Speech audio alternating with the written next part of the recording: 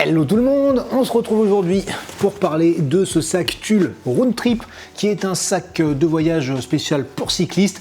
Et même si de base je suis pas du tout fan de tout ce qui est bagagerie spécialisée, et bah là ils ont su faire un truc que je trouve pas mal du tout, donc j'ai bien envie de vous le présenter. Donc Tulle ou Thule, parce que j'ai un petit doute sur la prononciation, c'est une marque suédoise que vous connaissez peut-être notamment au travers de leur porte-vélo. Pour en revenir au sac, on est sur un volume de 55 litres et la marque indique qu'on peut y loger 3 à 5 jours de matos. On va commencer par un petit tour extérieur et déjà, je sais pas ce que vous en pensez, mais moi je le trouve vraiment joli. Voilà, c'est sobre, c'est simple. Franchement, moi ça me plaît bien. Et au niveau qualité de fabrication, on est sur du bon. Franchement, ça fait robuste, c'est du bon matos. Enfin, voilà, il y a un bon ressenti déjà à ce niveau-là. Sur le dessus, je pense que c'est une grosse toile polyester. Et sur tout le reste, là sur le côté, sur le dessous, on voit une sorte de maillage plutôt quadrillé. Donc je pense que c'est plutôt du ripstop. Après, je suis pas expert. Enfin bon, dans tous les cas, ça semble costaud. Maintenant, ce qui m'intéresse de vous montrer à l'extérieur, ce sont les différentes solutions de portage, parce que je trouve qu'ils ont fait quelque chose de pas mal. Donc on a tout d'abord la poignée sur le dessus qui permet de transporter le sac à la main. Bon alors là, c'est tout simple, mais je trouve qu'on a une bonne prise en main, elle est bien intégrée.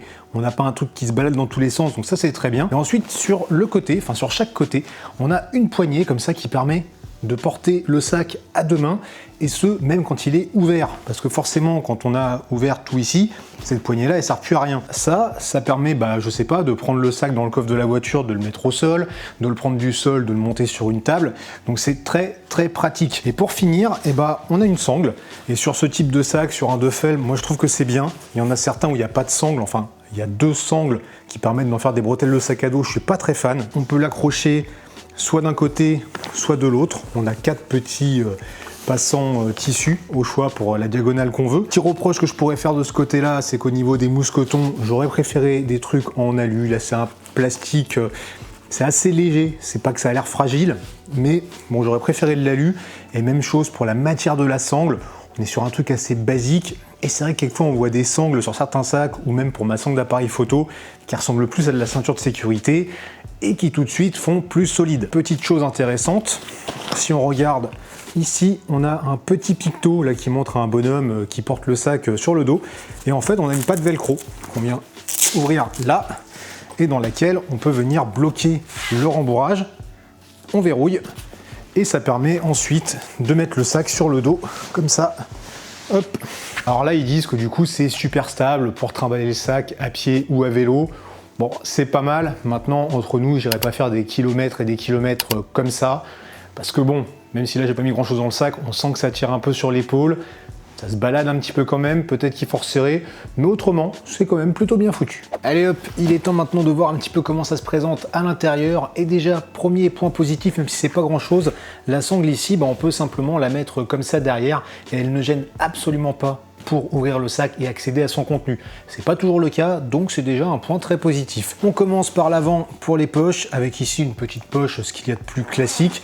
Voilà, dedans on peut mettre ici des clés, on pourrait mettre son compteur GPS, ses papiers, enfin les petites choses qu'on veut séparer et auxquelles on veut avoir accès rapidement, donc rien d'exceptionnel, mais on peut au moins voir que le zip, voilà, on a un truc sympa qui est costaud et ils ont mis des petites tirettes comme ça sur tous les zips qui les rendent vraiment agréables à utiliser. Le panneau avant, on peut l'ouvrir, dedans on retrouve 3 petites poches comme ça, filets pour trier des choses.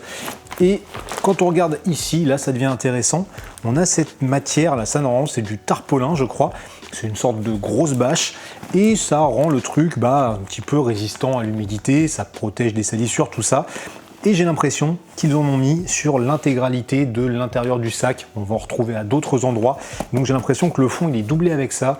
Ce qui fait que si on pose le sac peut-être dans une flaque, sur un sol humide, ça va éviter que l'humidité remonte sur nos affaires, donc c'est plutôt une bonne chose. Je suis pas sûr à 100%, mais je pense que c'est le cas. On voit aussi sur ce panneau là qu'on est vraiment sur un sac spécialisé, parce qu'ils ont mis des petits élastiques comme ça pour accrocher des choses.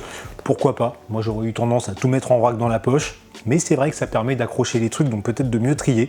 Donc on peut mettre de la nutrition, des outils, un petit foulard, enfin voilà, différentes choses. Il y a plusieurs tailles d'élastiques, c'est pas trop mal foutu. On passe maintenant à cette grande poche là sur le côté, qui, comme le petit picto à l'intérieur l'indique, est faite pour ranger nos chaussures. Et ça c'est un truc parfois que j'aime moyennement sur les sacs spécialisés, ce genre de picto qui te disent dans telle poche tu dois mettre ci, dans telle poche tu dois mettre ça. Bon, après tout on met ce qu'on veut, on s'en fout. mais des fois mentalement on se dit que c'est vraiment réservé à ça, enfin bon bref, voilà. Tout l'intérieur de la poche, il est là aussi doublé avec cette espèce de grosse bâche, hein, donc ça c'est bien, parce que quelquefois quand les chaussures sont crades, ça évite de tout dégueulasser. Et au niveau taille, et bien ici, vous voyez, j'y ai rentré mes chaussures hiver. Moi je chausse en plus du 48, donc j'arrive à les rentrer, hein. Ce sont quand même des grosses chaussures, mais je pense qu'il faut pas beaucoup plus gros, hein. Là on atteint un petit peu la limite. Chose intéressante là dans cette poche, au fond on voit deux petits trous qu'on va retrouver quand on regarde à l'extérieur. Donc ces trous sont là pour ventiler le compartiment, donc ça évite qu'il y ait trop d'humidité, trop d'odeur, donc ça c'est très bien. Par contre je trouve que leur placement aurait pu être mieux pensé, parce que là ils se retrouvent vraiment sur le dessous du sac. D'ailleurs il y en avait aussi un au niveau de la poche avant. Et tout à l'heure je disais que j'espère que tout le dessous est doublé aussi avec cette espèce de bâche pour éviter l'humidité. Le problème c'est qu'avec les trous en dessous, si vous posez votre sac dans la flotte, clairement ça va rentrer. Donc peut-être qu'ils auraient pu les placer un peu plus haut, plus sur le côté, peut-être mettre une sorte de rabat dessus pour protéger. Enfin je pense que là il y avait un truc à faire. Bref, on passe au compartiment principal qui lui bénéficie d'une grande ouverture. Franchement ça c'est agréable pour bien accéder à tout son contenu. Et on va déjà s'intéresser un petit peu au rabat ici, sur lequel on retrouve une grande poche, toujours faite dans cette bâche, et avec le petit picto chaussettes sales. Donc ça nous dit bien que c'est le sac à linge sale. C'est assez grand, il y a de quoi mettre pas mal de choses, et on pourrait aussi y mettre une tenue propre pour la séparer du reste. On a toujours un petit trou ici qui arrive à l'extérieur pour ventiler et donc pour éviter les mauvaises odeurs. Maintenant, pour ce qui est du compartiment principal, et bien là on voit vraiment qu'on est sur un sac spécialisé parce qu'il est compartimenté. On a différents emplacements et on commence sur le côté avec de quoi mettre son casque. Et on a de quoi mettre quand même des gros casques. Alors moi j'ai encore de la place avec le mien de mettre des choses au-dessus ou en dessous. Donc pour un casque plus gros ça passerait largement. L'emplacement est bien foutu, c'est bien accessible, ça protège bien, donc ça c'est impeccable. Et bien entendu, si on regarde au fond, on a le picto qui nous dit que c'est l'emplacement du casque, il faudrait pas qu'on se trompe et qu'on y mette autre chose, bien sûr. Ensuite, sur le côté, on a ce petit système de grille d'alvéoles là qu'ils ont fait pour ranger tous nos autres éléments. On aime ou on n'aime pas, je trouve que c'est pas mal foutu, même s'il faut trouver son organisation. Donc on met un petit peu tout ce qu'on veut, voilà, faut juste rouler ses fringues plutôt que les plier. Donc là j'ai un coupe-vent, là je peux mettre un sous-maillot. Il y a différentes tailles d'alvéoles en fonction des éléments qu'on veut mettre. Il y en a une qui est particulière, c'est celle-ci, avec le petit picto lunettes. Et en fait, elle est rembourrée et toute douce. Donc là, je pense qu'on pourrait y mettre les lunettes sans leur étui, même si moi, j'ose pas. Je préfère mettre l'étui avec, je trouve quand même que ça protège mieux. Et ça a aussi une particularité, c'est que ce petit compartiment, cette alvéole, c'est le seul qui a un fond. En fait, tous les autres, ils sont ouverts en dessous. Donc on pourrait passer des choses de l'un à l'autre par en dessous. Donc quand on met le sac sur le dos, ça peut glisser et disparaître en dessous. Quand on met des gros éléments, type ici une veste hiver, il faut la mettre sur le côté. Et l'inconvénient, c'est que ça vient comprimer les autres alvéoles, donc quelquefois c'est moins accessible, mais bon, ça passe. Si besoin, on peut toujours poser des trucs par-dessus.